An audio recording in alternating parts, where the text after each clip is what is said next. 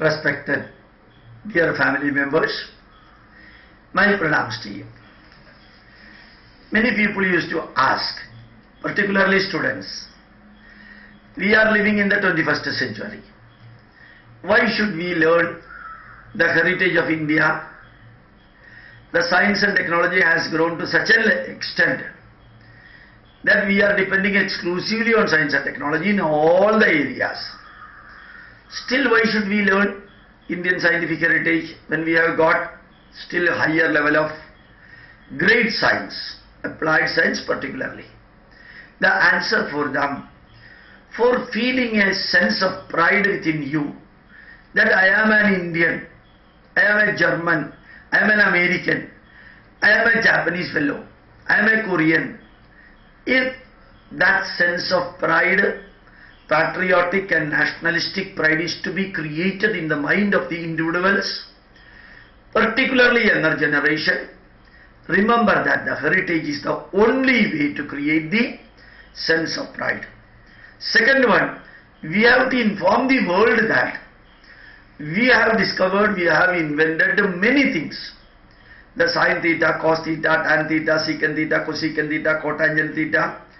These are all the theorem based knowledge existed in India. Chabacha tattat baladopi tatvat chabahadat vyadhihadatri maurya labdhani yukmani balanya chabada yukmani chavistarardhad vinyasya jopati uparityajed tacheshau puja kodi guna upaveda. Bhuja means our sine theta. Kodi means our cos theta. Divided you will get the tan theta. So the theorem connected with the sine theta, cos theta and tan theta, we discovered. The gravitational force we discovered. Akrishti shaktishcha mahidaya yat ghastam guruswabhimugam sachaktya akrishyate tatpadati dibhati same samandat kopadatyayam ge. Earth attracts all the solid materials in the sky. Whatever is getting attracted, it will be falling down.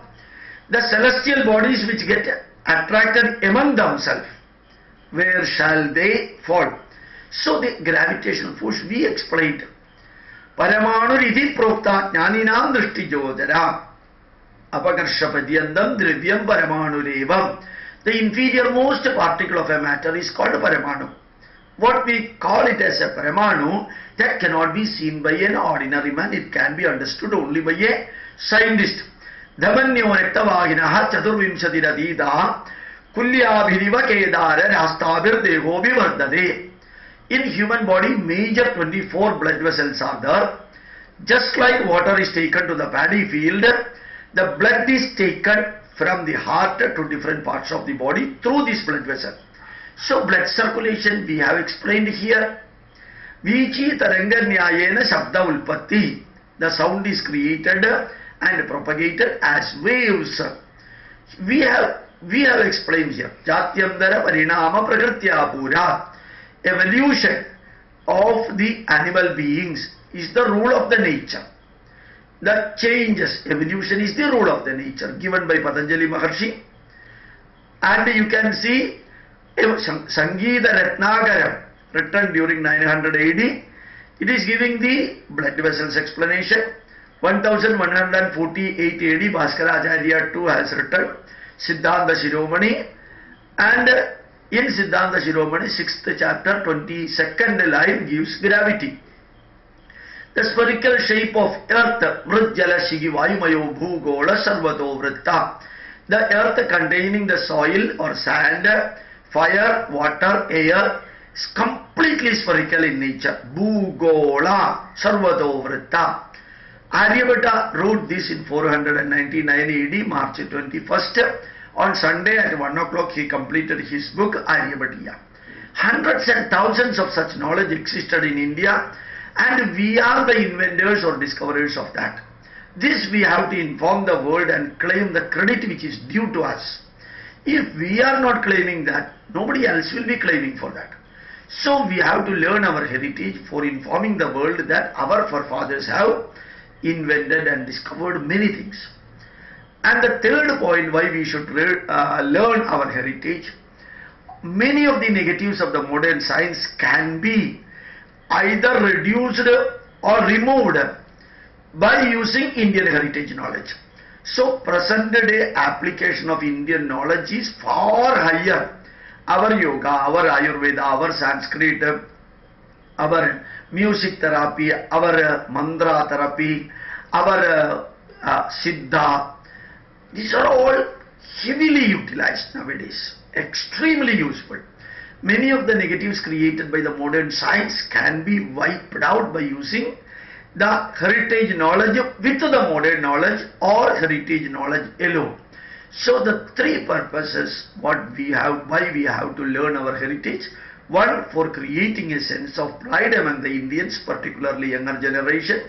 Second, to inform the world that our forefathers and Indians have discovered and invented many things. And the third, many of these ancient heritage knowledge are applicable in our life, either directly for solving many of the problems or with the modern science for solving many other problems.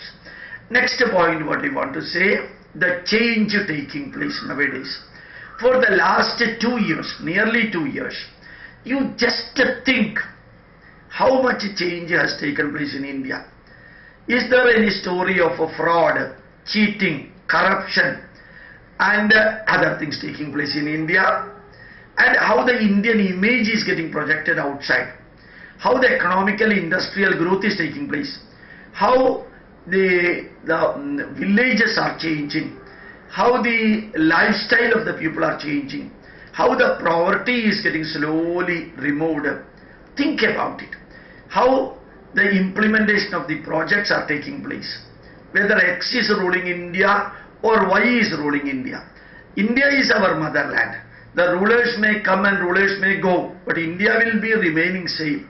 As far as we are concerned, if India is progressing socially, India is progressing spiritually, India is progressing economically, industrially, and all-round progress if takes place in India, we can be proud of that. My request to you, whether you are a leftist or a rightist or a middleist, whomsoever may you be, think about India, and whether India is progressing, that ruler is a good ruler. If system in India is working better than earlier, that ruler is a good ruler. If negatives are minimum and positives are improving, that ruler is a good ruler. Thus, we have to evaluate the changes taking place. Next point what I want to say, this is particularly to RSS people, VHP people and BJP people. Now, slaughtering the cows almost banned, and people are afraid to kill the cow for the meat or butchering has almost come to an end, at least in states other than Kerala. Now the problem is that the old cows, the cow which was nurtured by the villagers, the cow which was grown or utilized properly by the poor villagers, they are not in a position to look after these cow in the old age. We should not say our mother, our father, when they become old, will we say that it is difficult for us to look after our old age parents. Don't compare that type of thing with the cow. Cow, it was utilized for milking, taking the milk and selling the milk and making a livelihood.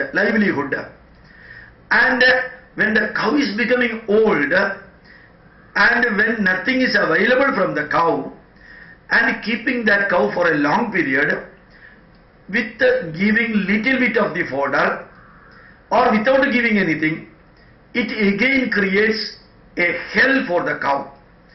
When the cow is getting some illness or it becomes sick, naturally treatment is to be given, again money is to be pumped, and looking after the cow will become a burden. What these farmers, villagers got from the cow and what is to be given back to the cow in its old age, these two will never tally.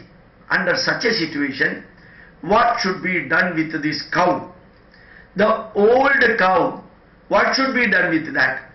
The villagers cannot become a group and they cannot become a group farm and looking after the cows, hundreds and thousands of old age cows.